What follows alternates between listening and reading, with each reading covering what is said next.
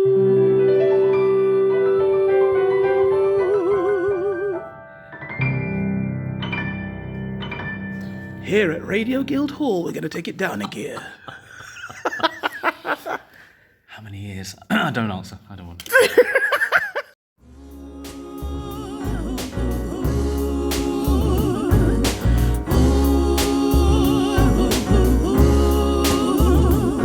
You know, I've been from city to city,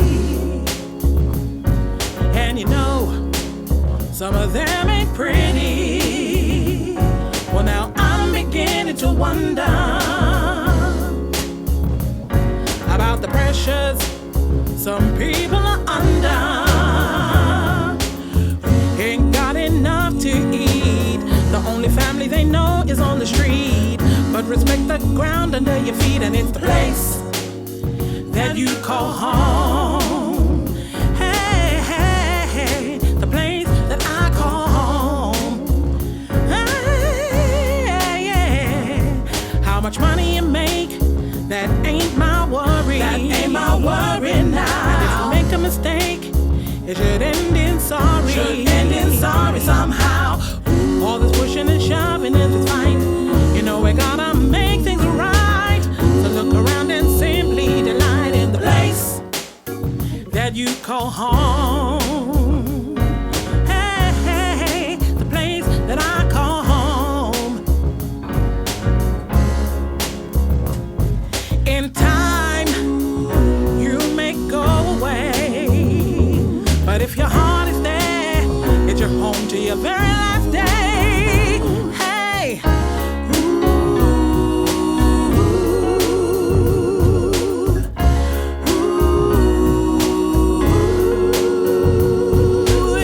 This place that I call home will always be a part of me. My heart will never roam. This town, this place that I call home will always be a part of me. My heart will never roam. Take a stand, say it loud. My heart will always be a part of me. My heart will never roam. This town, don't be sorry that I call home will always be a part of me. My heart will never roam. It's your manner, it's your gaze, it's your touch, it's your hands, it's your lifeline and your heart, and your protector and your friend. No disgrace in this place.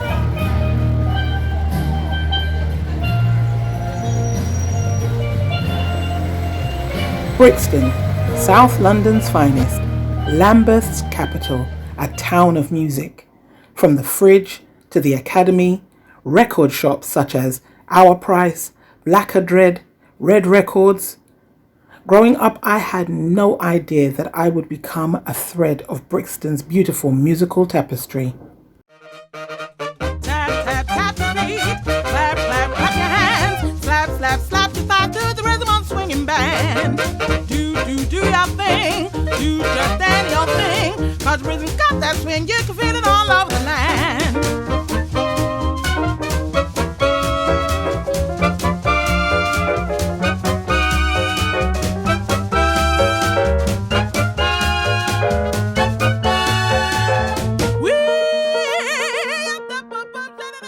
The Soft Music Jazz Jam was my baby. I mean, I was host, I was convener, I got to perform. I designed it to stay constant. My rules were,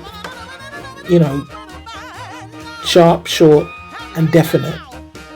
Cross them, you cross me. But they were in place so that everybody could feel happy. And it didn't matter who you were, where you were from. We all spoke the same language, music.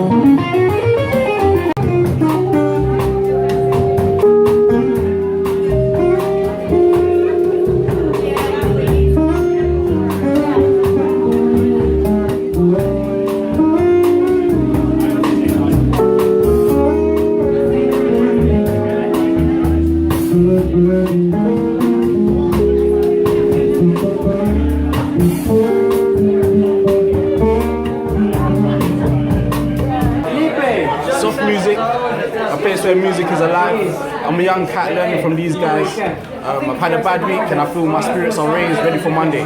Cheers. Soft Music Jazz Jam is the best jam in London. I can't say any more than that. Soft Music Jazz Jam is the coolest gig in town. Really fantastic. Love it. I love coming here every Sunday, and if there was 4 Sundays a month, I'd come 4 Sundays a month, and it's just such a friendly jam, and Lorraine, you're wonderful. I've absolutely never seen a more positive role model leading the emceeing this gig tonight. Fantastic, come again every time. Yeah, it was awesome. Awesome gig. Loved it. Great voices and music. Yeah. Me personally, this is Jigs, radio DJ, soft music, soft jam, amazing. I'm in my element right now. Vocals, drummers, guitarists, everything amazing. I urge you to come down. People would go away for months at a time, sometimes years. One dude went away for 8 years. I didn't even notice.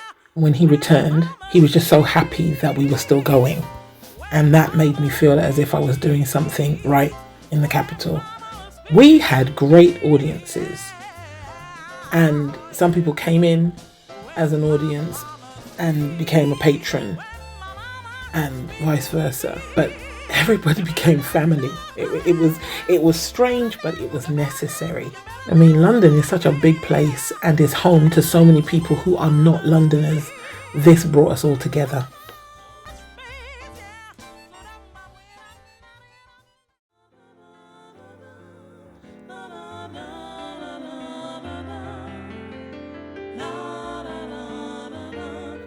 I don't have a problem with things coming to an end. Indeed, everything must end. Everything must come to some sort of change. People, jobs, situations, everything. So the fact that I was no longer doing my jam session in Brixton, coming to an end, was not the problem. I had always expected it to end. I had indeed expected it to end a lot sooner. You know, being the convener of something so popular and so wonderful for more than 2 decades was such a blessing. It's not the fact that it came to an end, it's the way in which it did. I used to say to the audiences, you do not have to get the heck out of here. No, you do not have to go home, but you do have to get the heck out of here. Remember our neighbours on Rattray and Kellett Road. As you leave this establishment, please do not make noise underneath their windows and outside their doors. And this is the line. This is the stinger. Please leave with the same amount of dignity that you came with. Well, I didn't get to do that. The dignity that I came there with in 1999 was not afforded me 22 years later.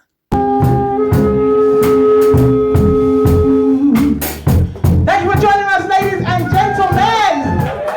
Thank you so much. Have you enjoyed yourself this evening, ladies and gentlemen? I'm a crier, and I did not cry. This is where my faith comes in, because I believe God prepares you for what's coming. Oftentimes we just don't see it, or we're so busy being human that we don't take on board what's coming. Well, there are people who will say, you know, you ran that jam session for more than 2 decades. But there are other jam sessions in the capital that ran longer. I think what makes Lorraine Dalrymple running that jam session very unique is, number one, it was only me. Number two, it was continual. Other jam sessions that have run for longer have stopped and started. Mine was continual. And to their credit, the establishment was run by the same family. And I am a Black woman of Caribbean descent, and that was a family of Caribbean descent. Indeed, the proprietress was a woman. So it dripped strong Black woman, and I believed I fit in. But, you know, what you believe, what is true, what is not true, oftentimes is you know.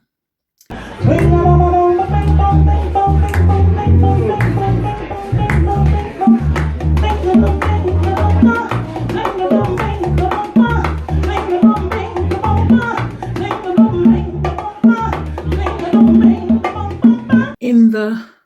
February of 2021, I was invited for a socially distanced meeting.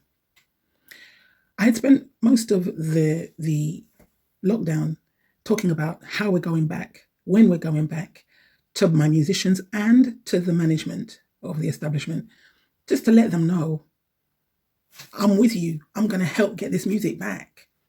I was not in charge of any other night other than a Sunday, but I realized there was a lot to bring in. And I don't wish to be petty, but I have receipts, I have emails of, what I was being asked to do. And eventually, on the 11th of February 2021, I was asked for a face-to-face meeting, which, as I say, was socially distanced because the establishment was closed. So we had the run of the building and we could all stay away from each other. And we had this meeting. But what I didn't know is that on attending this meeting, what they had discussed was, let's ask Lorraine to become manager. They asked me to become manager. So this is not just me singing and running the music and musicians as I had previously offered. This was Lorraine being in charge of the kitchen, the bar, the staff, the goings on of that establishment. It took me 1 month, and the answer was no. Not for spite or pettiness or anything like that. I am a vocalist. I can musically direct and host and present, but I'm no landlady. So the answer was no. And my first date back to singing there and hosting my jam was May the 23rd. And after that date, I was sent an email to say that I didn't bring in enough people and that the takings were low, which is nonsense because we were only allowed a certain amount of people. Because this was social distancing at its height. The bottom line is, they asked something of me and I said no. So they punished me for it. They gave me the 30th of May, which why wouldn't they? It was a bank holiday. They didn't want to miss out on people turning up and there was no music to entertain them. So they kept me. With that being said, I was then sent an email that stated that I will be told upon further notice when to go back. Within a month, tragedy struck within their family, and it was obvious that nobody would be going back until the family got themselves together, and rightly so, rightly so. But by the September, I was receiving a lot of emails and texts. Lorraine, I was there. Where were you?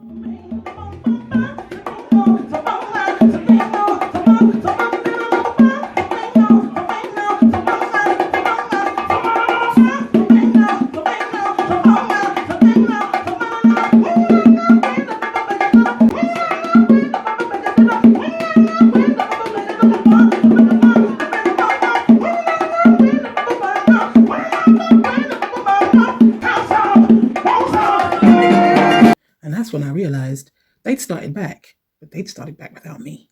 This went on for months.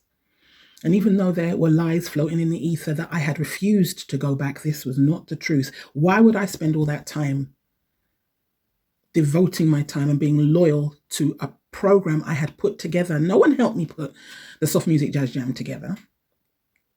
As I sit here talking to you now, I ran that jam session for 22 years. I've run jam sessions for 27 years and 22 of them were in Brixton.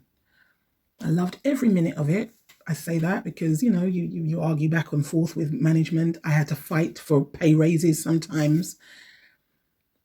But I got the JOBDONE. And I had visitors from all over Europe and across the globe. As I always said, the world was in my backyard. I loved what I did. I love what I do because I still run jam sessions. I still run shows and host. But it was so obvious that I was not welcome to do it there anymore. And by the November of 2021, I put it out, the third of 3 videos up on socials that I thank everybody, I love everybody, but it has been made apparent to me that I am not wanted there. And even though there has been some backward and forward, and that's not true, it is true. And I just remember my sister saying, don't go back. because you're going to block your blessings if you do. And they have been abundant since. Sidebar, but not too far to the side. If you're going to talk about the London jazz jam scene, it would be impossible for me to do so without mentioning these three greats. Saxophonist extraordinaire Bucky Leo, who was running jam sessions well before most. Me old mucker and fine bassist Mr. Miles Bassfing Danso, who ran Beat This at the Spitz for many years, in fact more than a decade. And not forgetting jazz vocalist queen Miss Shireen Francis, who hosted a jam session at the Jazz Bistro Farringdon, where I actually met Miles and a little unknown pianist at the time named Alex Wilson. I went on to write and record and tour with Alex on his first 3 albums on the Candid record label: Afro-Saxon, Anglo-Cubano, and R&B Latino. Creatives have a way of finding each other, and in South London, I believe Brixton is the best place. Like meeting up with this guy. Oh, cute. No, not him. The dude that created him. Yep, living in Lambeth's capital, my friend and sometimes colleague, animation maker, rump shaker, never faker. You know what? I'll let him introduce himself. Hi, I'm Ted Duwan. I do art and mischief in the form of children's television and books for kids. You don't move to Brixton for the peace and quiet. The first thing I had was Sean next door playing his guitar out on the balcony. There's always something going off to the square right in front, whether it's a rap artist or a 30-piece orchestra. You never know. Soft. Are we calling yourself Soft or are you S-O-F-F? Yeah, I first saw Loren Dalrymple and Mike Searle and the gang at the Effort Tavern after a little persuasion, because the word jazz and pub together used to scare the hell out of me. It doesn't anymore. And now I'm going to be working with them on the new show I'm working on called Ouroboros. And what you hear coming out most of the shops here is sort of a lot of auto-tune stuff, which isn't really my taste, but the best stuff happens down the tube station down the end. And you get anything from a junk drummer to a core player, you name it, and they're always superb. It's some of the best music I've seen in Brixton, right outside the tube.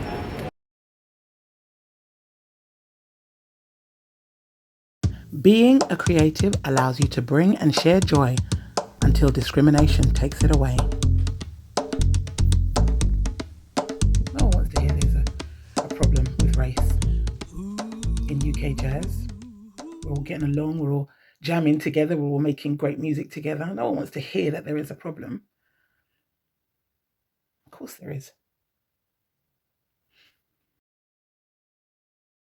I've been passed over so many times. There's the being passed over to replace you with a white counterpart. That is very subtle. You just get taken off the project, and months later, a new one, very similar to the one you were on, is now introduced, and you get to hear about it usually when it's done, when it's finished. And you see who took your place. But then again, it's wrong of me to say that it was my place that was taken, because once you are the lead on a project and the buck stops with you, you can have who you like on it. Absolutely who you like on it. And I respect that. But please don't make me think that sugar is salt. When I put it on my chips, I'm going to know. I am aware that you don't want this black girl on your project. Because I love music so much, I never want to see it fail. But then I think to myself, you're putting your name to this. This person cannot do what you know I can do. But how can we be musicians and more concerned with what it looks like than what it sounds like? If the best sound is coming out of a melanated person, shouldn't that be your priority?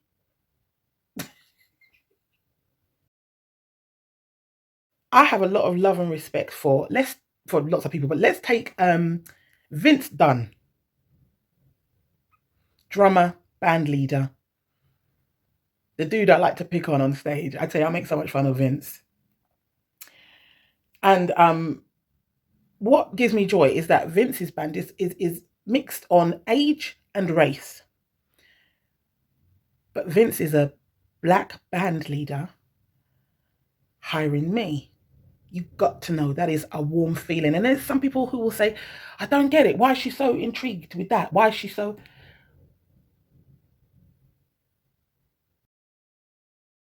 Another contributing factor to foolishness with race is a lot of times I'm asked to do things, or have been in the past asked to do certain things, and I know I wasn't getting as much money.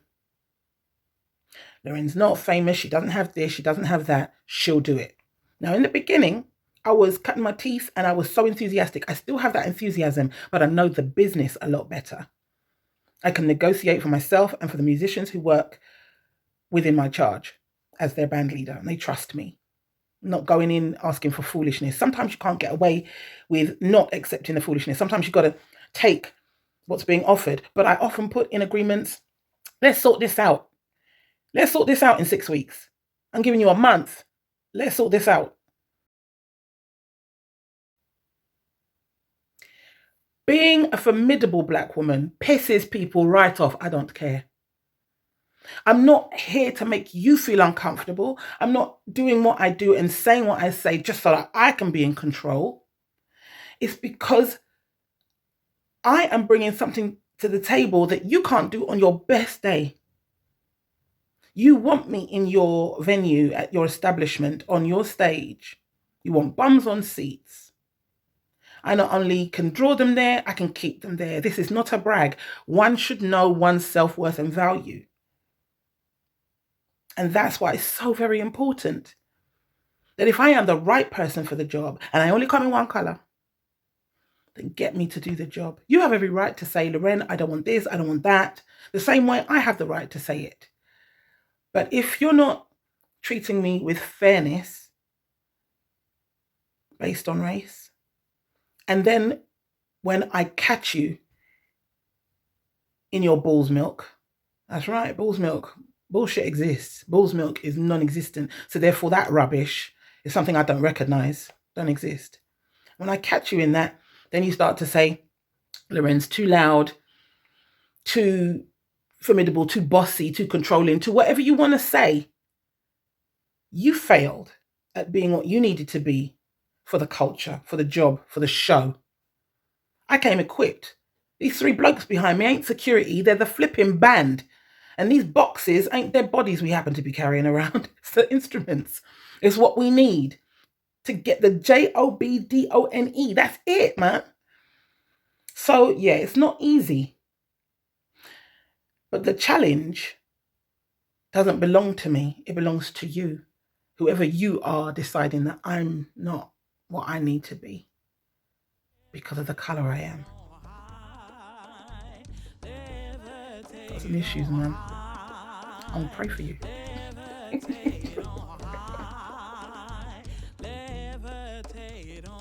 Belonging is so very important. And in the world of creatives, you can be made to feel like you don't belong a lot of the time. I'm comfortable to sing because my blessing, my duty, we all have a burden in this world, you know. Yeah.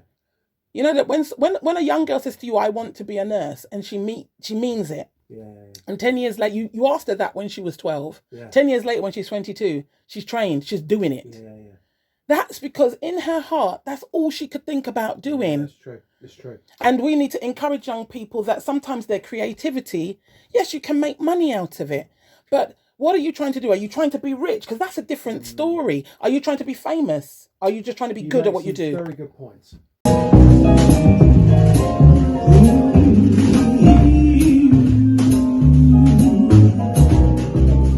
Hey, Mr. Soundman, give me some more piano, please. And some more bass, but not too much, so it's in my face.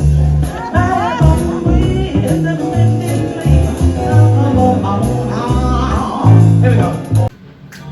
So I'm back in the dressing room at the Bedford. I've just done the first half, done my comedy bit as well. I hope it went down well. I got a really good round of applause. I got some high fives from the audience who came out to high five me. I love my work, man. I really do. I've been hoarse, but God is good. My voice is working out. And now I'm in my second outfit for showtime. The band is just doing its last song, and I'm back on stage. Love it. It'd be so nice. You'd be paradise to come home to. And so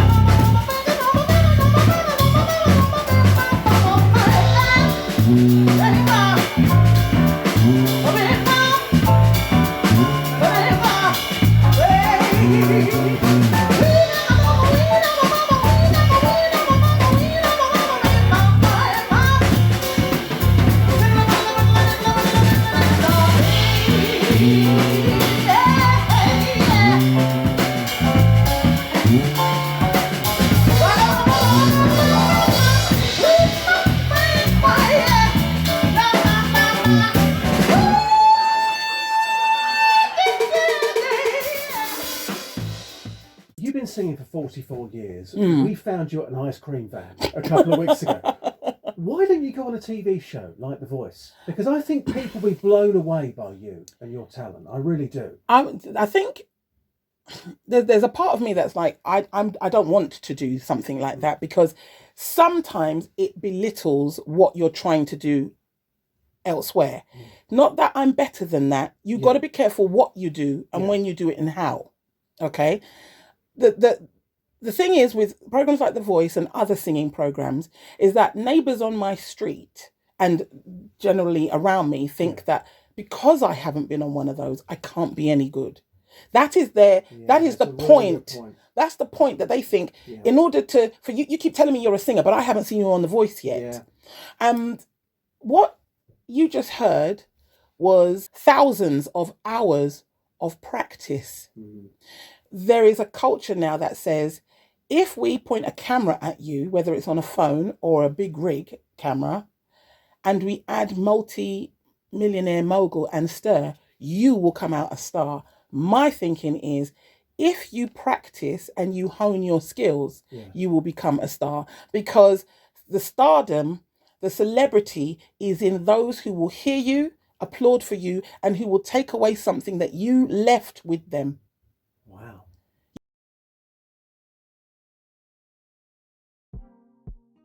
There are two distinct ways to recognize me once I open my mouth. The first, of course, is my voice.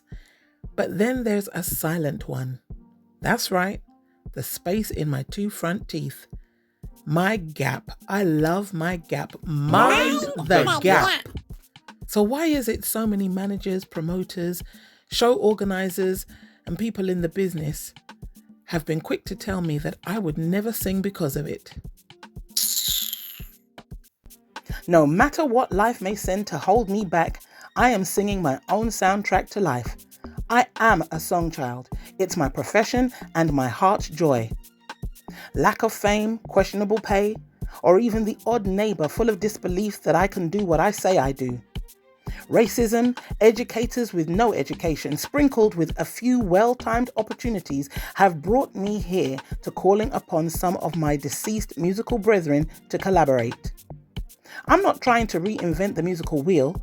all these gents have graciously shown no objection to me showing them how I do things. Well, maybe objection to the working title. Welcome to Classical Diaspora Roots.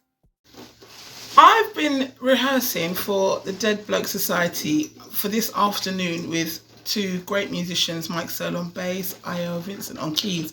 But I've been rehearsing for the Dead Bloke Society from the time it came into my head. It's been in my head for years, for decades now.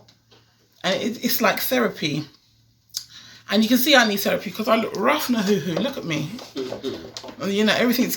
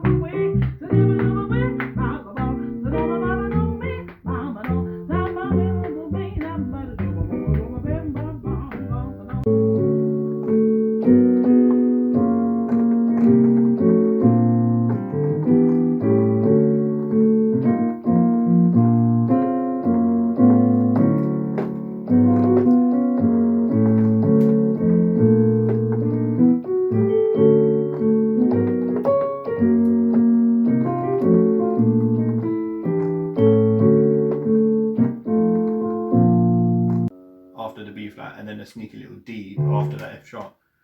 Do you know what I mean? Because like that's a key center there. It's a sneaky one though.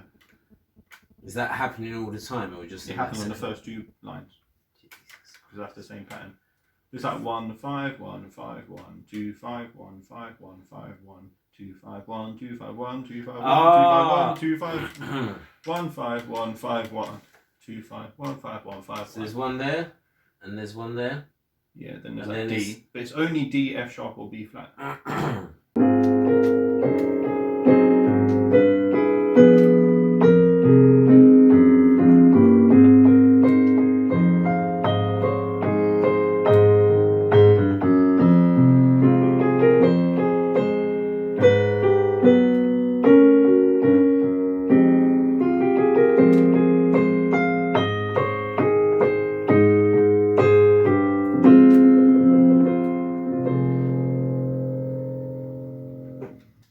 A lot of what's been in here has come out thanks to these beautiful musicians who I call family. So I'm really happy. But we've even got another gig before we even get on to the debut of the Dead Bloke Society. Can I just say one thing before you cut?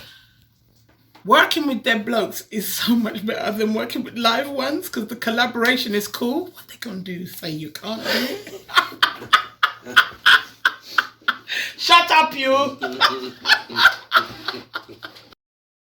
By changing the name of my project to Classical Diaspora Roots and spelling the word roots both ways, all of a sudden, it became apparent to me this project didn't include me until I did that.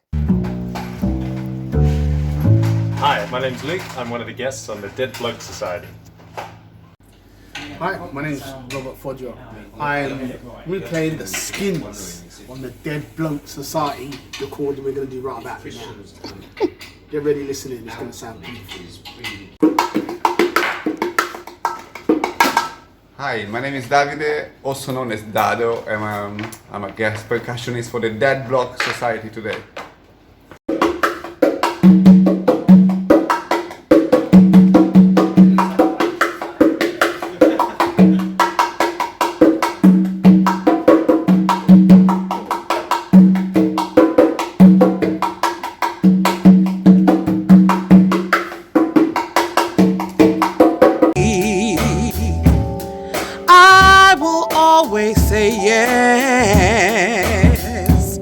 You never have to wonder.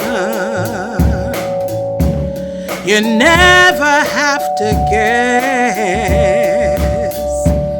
It's been that way forever. It's is not a matter to address. This is our story true. Me and you, a perfect I do.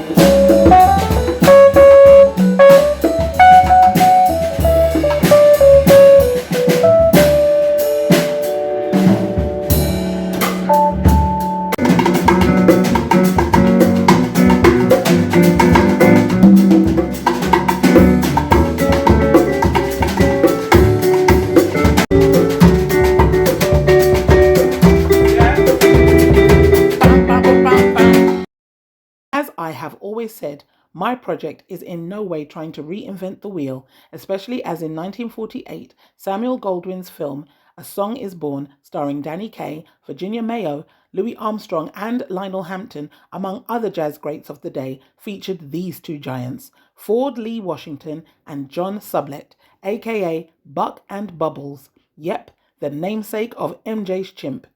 In a very early scene to the movie, there is a playoff between Benny Goodman as a professor and Buck as a window washer, with a boogie-woogie reimagining of Griegs and Nitra's dance from the Peer Gynt Suite.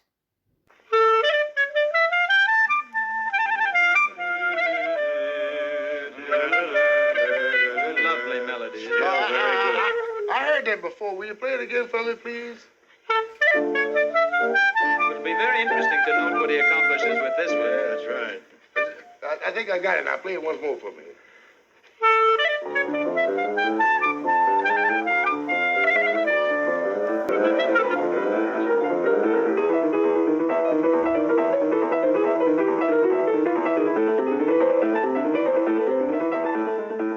But this is just my take on tunes that are popular because they've been around so long. They get used for TV and radio commercials. They get stuck in your head. And once something's in my head, I will put lyrics to it. I know I said that like a threat, but yeah. It's amazing because up to this point, you're being told that this is not for you. How could it not be? Music is to be shared and appreciated. And different people are going to appreciate the same piece of music different ways. Done. When all is said and done, I just hope that this project aids the education of different genres, that these genres are cool. Classical is cool, calypso is cool, jazz is cool. And by the word cool, the use of the word cool, I'm saying that, it can be current. And that you shouldn't shy away from them just because you don't understand them. And actually, when you break down a classical piece, you can get a really great jazz tune. And when you break down a jazz piece, you can get a really good R&B or hip-hop piece. But it all starts with these and the education of music, allowing people to know that it is for them. I am so looking forward to sharing this with people. I really hope people cotton on to the way I'm, jiving. Yes!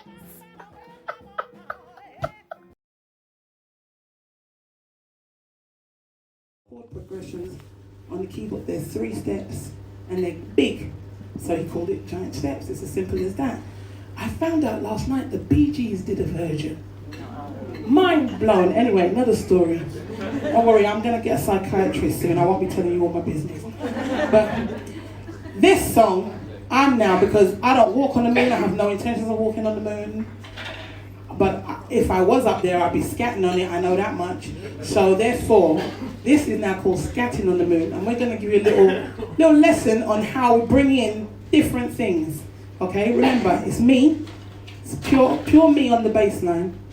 Okay, then it's a bit of Chopin and his Death March. And it's a bit of Coltrane. And then we've been inspired by the lyrics of a song written in 1970 something by the Police. All right? And we've never done it before. Marion, film this.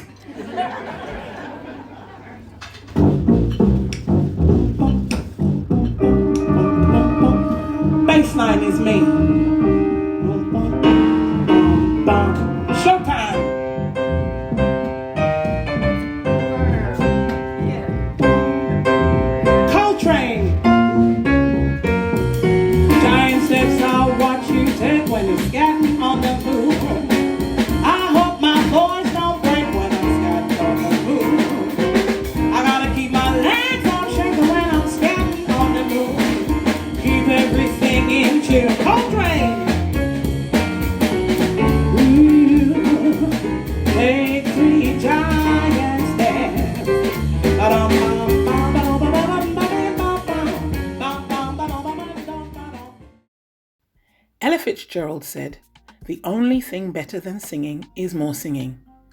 And in the words of the Supremes and the Temptations, I second that emotion. Living a life in song comes from being filled with music in everything you do, with an insatiable desire to express it every chance you are given to stand in front of an audience, hold a mic, or simply open your mouth anywhere. It's knowing you are blessed to sing, scat, or even rap life into any situation, and that awkward silences are for those who worry about not remembering the lyrics.